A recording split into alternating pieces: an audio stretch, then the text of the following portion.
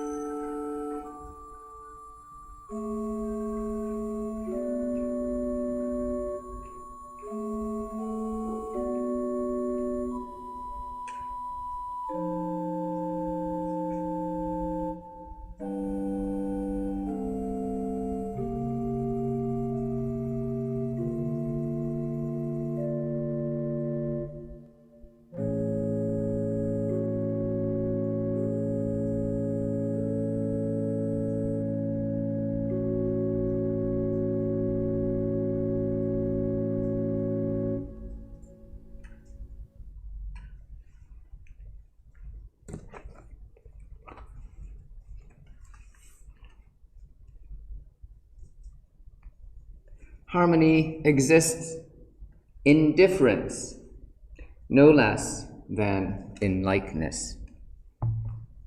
Words from Margaret Fuller. Good morning. Welcome to Cross Street Chapel's Sunday service. As I have often said, a sort of congratulations to everyone who's made it in today. It's the Manchester Marathon, so I know that roads and are sort of held up and trams are full.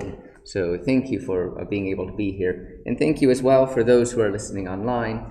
For we're all able to be a community and participate, whether we are in different rooms.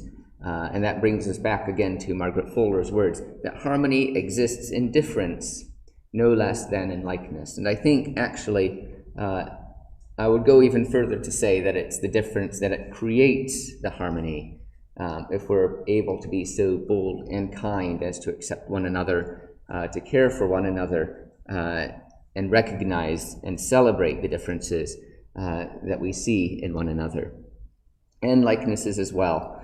But we gather as people who share traits and who don't. So thank you all for sharing today. We, to share with our congregations across the world, today we light our chalice, and today we have a few words from Rabindranath Tagore, the Nobel laureate in literature in 1913, and we've been hearing some wonderful stories about the Nobel laureates this past week. Faith is the bird that feels the light and sings when the dawn is still dark.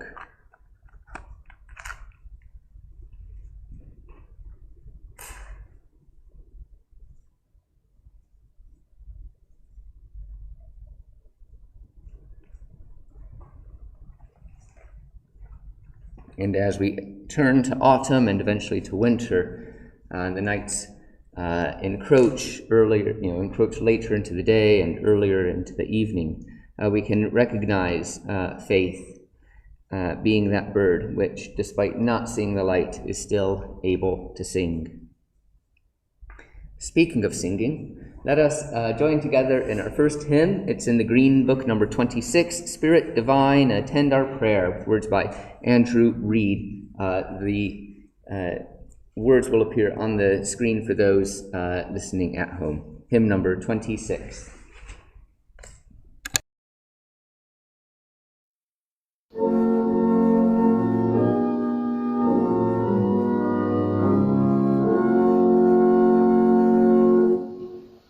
Listen,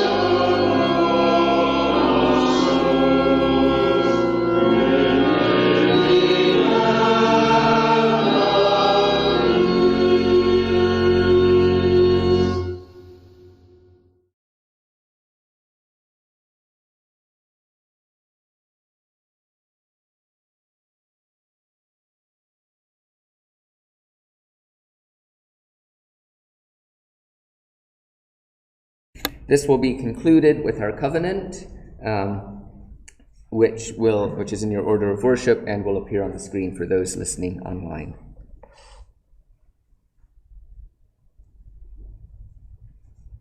Thou who art the soul and heart of life, save us from fear, the fear of days and nights yet to be, the fear of the known and the unknown, the fear that builds high walls around our spirits and our lives,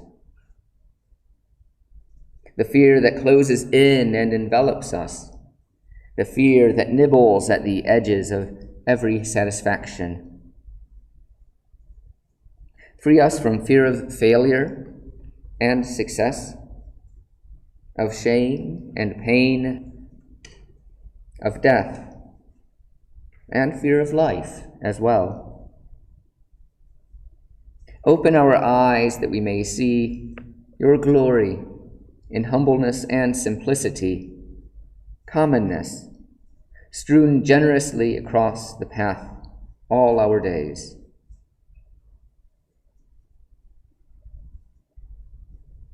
This way of peace, of faith, hope, and love still is our path. Amen.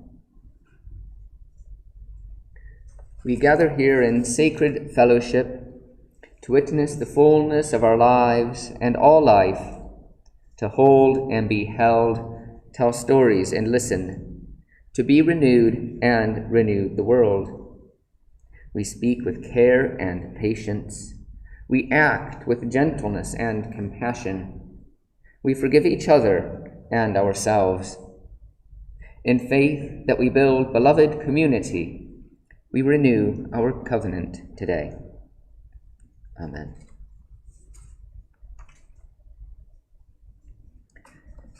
Our first reading today comes from the French philosopher, mystic, and political activist Simone Weil. It's from her work, Waiting on God. The love of our neighbor in all its fullness simply means being able to say to them, "What are you going through?" It is a recognition that the sufferer exists not only as a unity in a collection or a specimen from the social category labeled unfortunate, but as a person exactly like us, who was one day stamped with a special mark by affliction. For this reason, it is enough, but it is indispensable to know how to look at them. This way of looking is first of all attentive. The soul empties itself of all its own contents in order to receive into itself the being that it is looking at, just as they are, in all their truth. Only one who is capable of attention can do this. Waiting on God by Simone Weil. You now have a chance to share your joys and your sorrows, your trials and your triumphs. You're able to tell us, what are you going through? If you want to share these publicly, you can come forward and light a candle. And if you wish to say a few words, please come to the microphone so those listening online are able to participate. And if you're listening online and wish to light a candle, please type it into the chat box and I will read it out. And if you wish to remain seated, keeping your lives in your hearts, know that your presence here is enough.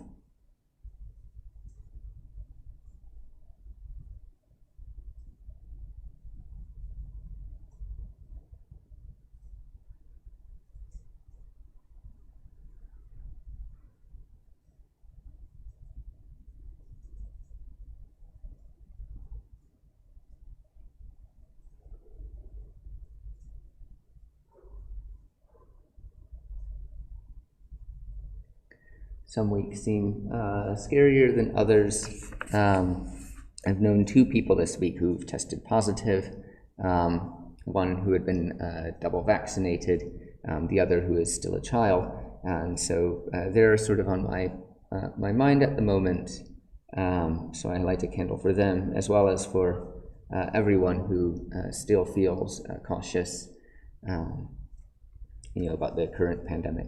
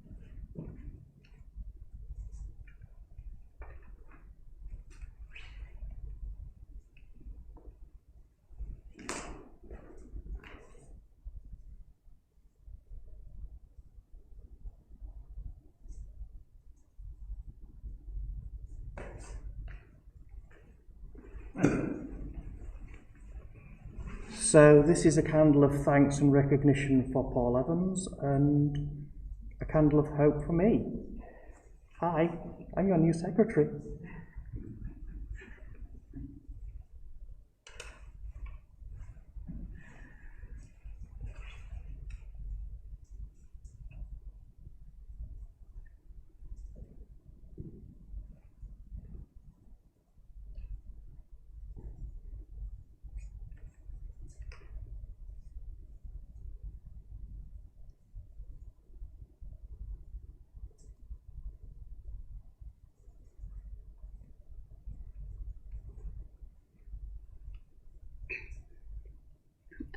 I've been having really long 11-hour shifts on Saturdays, and so I'm just grateful that I have something reflective to get up for on Sunday morning rather than just spend the day in bed pooped. And also feeling grateful that in general I have a nice place to sleep over the winter and be cozy.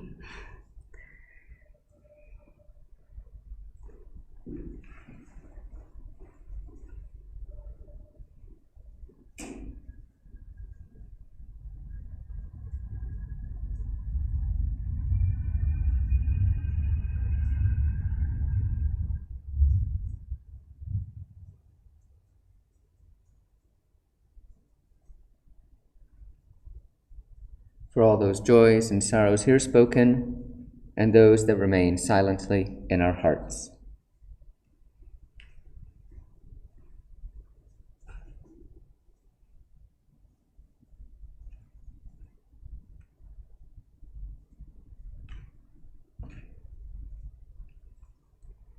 Let us join together in singing our second hymn, number 52, Divinity is Round Us, with words by Sophia Leon Faz. Hymn number 52.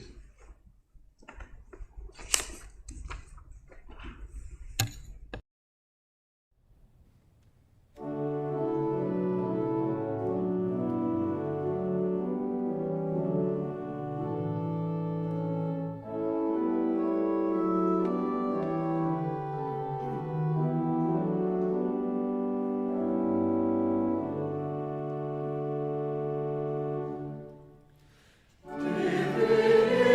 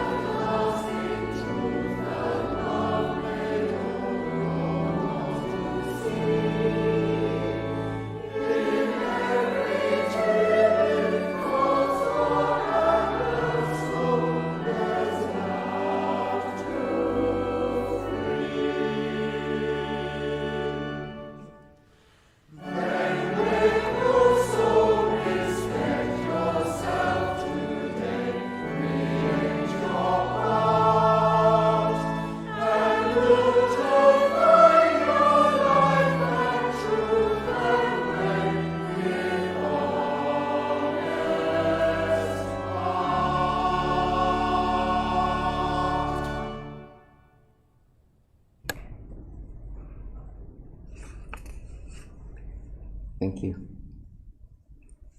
We have two readings sort of conjoined together, both from the Bible today. It was noted, and I tried to, I'm aware that we have a quite wide theological collection in our congregation, and I tried to be attuned to that and sort of draw upon things sort of through the course of several weeks, rather than necessarily trying to get everything into every service. More of a series of courses rather than one hot pot. So today's readings begin with Matthew chapter 6, verses 25 to 34, and then conclude with Ecclesiastes chapter 3, verses 1 to 8. Both are fairly well known. The first is from the Sermon on the Mount, and if you're interested in the sort of context of this, it sort of concludes this point when Jesus is providing his interpretation of law and the sort of the interpretation of law at the time. So saying, you have heard it has been said this, what I say to you is this, and sort of expanding on his view on law. So this is the conclusion to that section, and then Ecclesiastes. Therefore I tell you, do not worry about your life, what you will eat or what you will drink, or about your body, what you will wear. Is not life more than food, and the body more than clothing? Look at the birds of the air. They neither sow nor reap nor gather into barns, and yet your heavenly parent feeds them. Are you not of more value than they? And can any of you, by worrying, add a single hour to your span of life? And why do you worry about clothing? Consider the lilies of the field, how they grow. They neither toil nor spin. Yet I tell you, even Solomon in all his glory was not clothed like one of these. But if God so clothes the grass of the field, which is alive today and tomorrow is thrown into the oven, will God not much more clothe you? Therefore do not worry, saying, what will we eat, or what will we drink, or what will we wear? For it is the Gentiles who strive for all these things, and indeed your heavenly parent knows that you need all these things. But strive first for the world of God and God's righteousness, and all these things will be given to you as well. So do not worry about tomorrow, for tomorrow will bring worries of its own. Today's trouble is enough for today. That was Matthew. For everything there is a season, and a time for every matter under heaven. A time to be born, and a time to die. A time to plant, and a time to pluck up what is planted. A time to kill, and a time to heal. A time to break down, and a time to build up. A time to weep, and a time to laugh. A time to mourn, and a time to dance. A time to throw away stones, and a time to gather stones together. A time to embrace, and a time to refrain from embracing. A time to seek, and a time to lose. A time to keep, and a time to throw away. A time to tear, and a time to sow. A time to keep silence, and a time to speak. A time to love, and a time to hate. A time for war, and a time for peace. For everything there is a season, from Ecclesiastes chapter 3. Let us return to a time of prayer with these words of Elizabeth O'Shaughnessy Banks.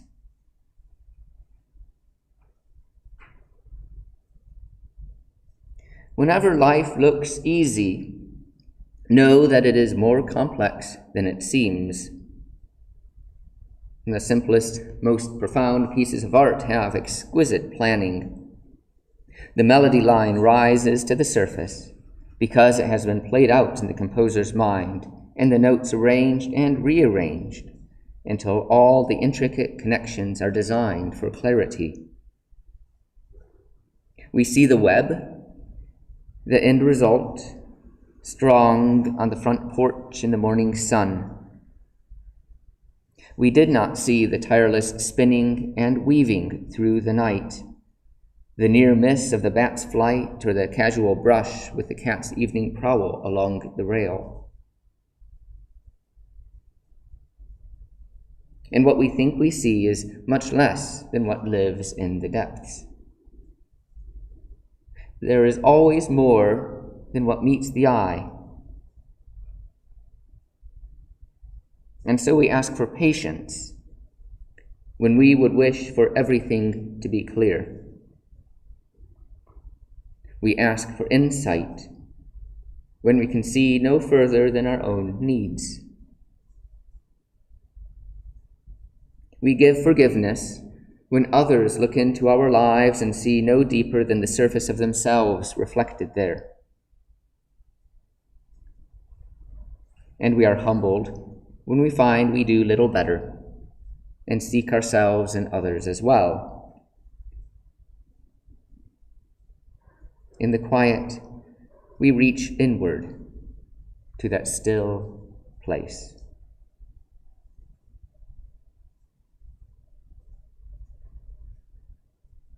And so we do enter into a period of silence for reflection, meditation, contemplation, and personal prayer.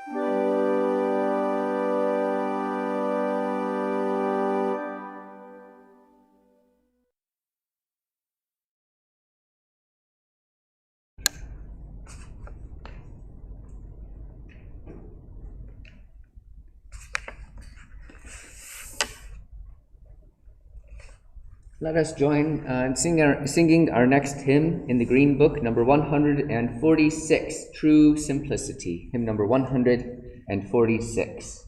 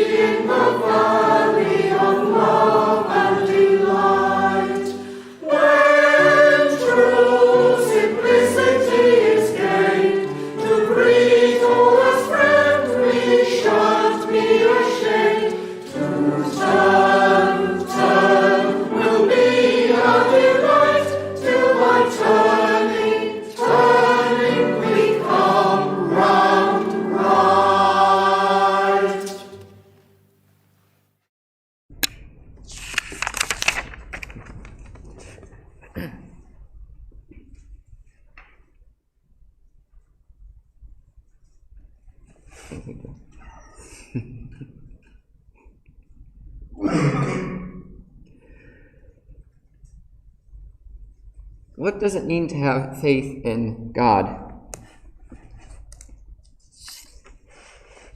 Faith is such a wide word. God is such a wide word. So it's like, you think of these legal cases that involve sort of, grand explorations of very, what we would assume to be concrete words. So if you take an amorphous word and you take two of them and you put them in a single sentence, how difficult and encompassing must that question become? What does it mean to have faith in God? Depending, of course, on what we mean by God, our own sort of definitions and perceptions. I was thinking of those coins that say "In God We Trust," and somehow that led to my thinking about the notion of people throwing coins into fountains and making a wish, and that sort of relatedness.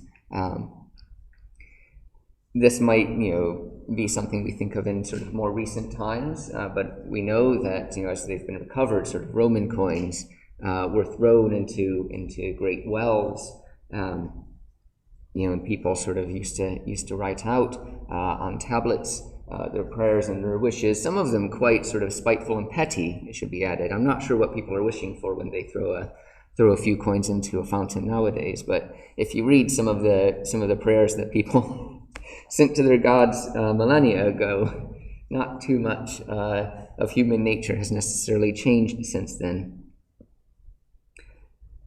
And those, coins were all sent with that sense of "In God we trust." We're, sending out our voices, and we are hoping for a reply. Tom has been unwell this past week. In fact, all of us have been a bit under the weather. I had contemplated taking the face shield off this week, but then the bug that we've caught, and it's not COVID, we've been diligently testing, made me feel like it was at least a bit more appropriate to wear it. this is one of the strange things, I suppose, that for myself, as I've noticed when I've gone out, if I've had a regular cold, I'm more likely to wear a mask now when I go out, even if I know that, I've done lateral flow tests and they've come up negative. Anyway, so Tom has been unwell, and it's, without placing the blame on anyone, it's because he's at nursery. As many of us know, as children and as adults, and and as we're familiar with Fresher's flu, that's essentially what Tom is experiencing. He's there 3 days a week. He's up to 2 hours a day now, and that's just enough time for him to catch a bug, sort of sometime between Monday and Wednesday, and then to process it up to today. He slept very well last night, and he seemed in better spirits, though still a bit of a cough this morning, which means that he'll be primed for going to nursery tomorrow and picking up whatever next bug it is. He goes through bugs faster than fashion, the sort of fashion seasons we seem to encounter nowadays. So during this time, with him being unwell, he's not wanted to do much. We've stayed inside for his sake and ours, and we've watched a bit more TV than we would regularly allow, with the particular one being this show called Sarah and Duck. I'm not sure if anyone is familiar with it. It is a gorgeous, it is like the definition of sort of a gentle show. The story of a little girl named Sarah, and as you might guess, she has a duck as a pet and a friend, and their sort of very curious adventures with their neighbors and the people they encounter.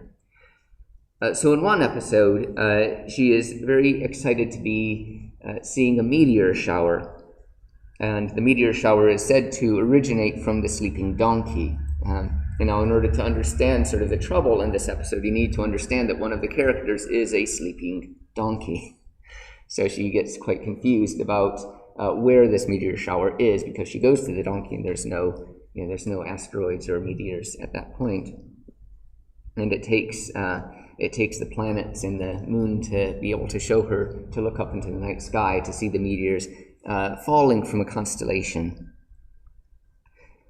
Watching that episode brought to my own mind the memory of growing up in my hometown and seeing the meteor showers with my brother and sister. We were very fortunate enough to live in a sort of what had been a former farm. It was about 5 acres with some field, and that gave us a chance to go out relatively deep into the dark night and lay out a blanket and just lie there and look up and to see, it was particularly the Perseid meteor showers, I think around August time, that we would see sort of streaming through the sky. Absolutely gorgeous. One of the bright, beautiful memories that I have from my childhood. And when I return to that question about faith in God, part of it's because these challenges of seeing Tom being unwell, of feeling at times sort of, I suppose, disconnected from my childhood, encountering the stresses that we perhaps all are familiar with these past 18 months, these dark moments in civilization, those times when we might turn to prayer and we discover ourselves, at least myself, feeling a bit lost in space. In addition to throwing coins into fountains and asking prayers, the Romans also had a term called taking a trip to Saturn, which involved sort of receding into the darkness of life, into those questions of mortality, the afterlife, the painful times in our life, and not necessarily seeking to resolve them, but just sitting there with them. And we can interpret that almost nowadays with our own sort of perception of space as this sort of, the popular perception of it being a bleak space of nothingness, filled with the occasional fiery star or impressive planet.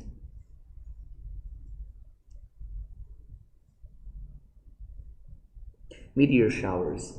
This is one of the fascinating aspects about meteor showers, is that we think of it as something that sort of comes to us. At least certainly that was the experience I had lying down in those fields all those years ago. But what happens is you'll have this sort of meteors coming around the sun, or an asteroid that has come around and left its sort of expansive tail in the Earth's path, and it's the Earth actually passing through it. Particularly things like the Leonid meteor shower and the Perseid meteor shower are the two sort of prime examples of this. Those rocks exist there sort of almost perpetually, and it's the Earth passing through it that causes them to then burn up and create these beautiful shooting stars. Again, things that we might be making wishes upon in these dark times. And I mention this because it's that question of perception. In my prayers this week, I have had that sense of being lost in space, being just sort of pitched out into a never-ending void. And if I think of those meteor showers as just something that comes to us every so often, it can feel connected in that way. It can feel uncertain.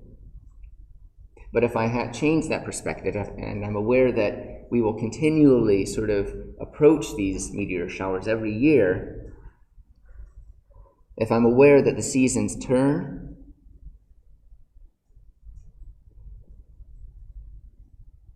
then I can recognize that the turning will come round right, as we just sang. So that, for me, is faith in God. Amen.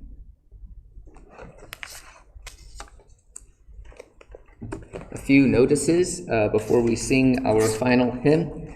You're invited to contact me at minister@crossstreetchapel.org.uk if you wish to have a conversation, if you're in need of pastoral care, or if you wish to participate in the service in some way. If you wish to join our mailing list, you can contact me. Tea and coffee will be here after the service. Do we have a volunteer to assist with tea and coffee today? Thank you, Henry. Thank you, Joe, for helping to set up this morning.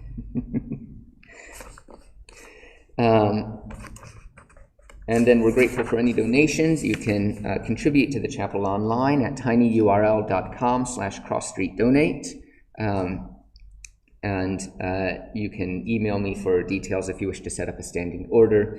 We also have a retiring collection for those who are here in person, along with an envelope scheme for those who are taxpayers and wish to give gift aid. There are a number of events coming up. If you're on our mailing list, you will have received some notifications about them. Next week, the 17th, Sunday at 3 p.m., we are hosting an immersive theatrical performance on the slave trade and the abolitionist effort to end the slave trade in the late 18th, early 19th century. It's free, but you do have to register at Eventbrite. There's a poster about it outside in the concourse, and if you need me to resend the email to you, I will gladly do so. It's going to be a fantastic performance, and they actually use sort of historical knowledge about the places they're performing. They are doing a number of Unitarian churches and other places throughout the country. So when they come to Cross Street, they will actually make reference to our forebearers, both abolitionists and also slave owners, and those seeking to thwart the abolitionist movement. So that's the 17th at 3 p.m., and then also the 16th and the 23rd, both Saturdays, at 2 times, at 12 and 2 on both days, so there's 4 performances. There's a group that meet here called Afro Cats, and they've written a performance. Their children have written a performance called Umbrellas in the City. That's £4, and again, ticketing and booking is on Eventbrite. Let me know if you wish to have that email sent to you again. All sort of wonderful events, and there will be more emails coming out about more things, because there's always something happening here, which is a great delight for us. Are there any announcements from the congregation? Let us then sing our final hymn, number 184, Lucy Larcombe's The Best Things, hymn number 184.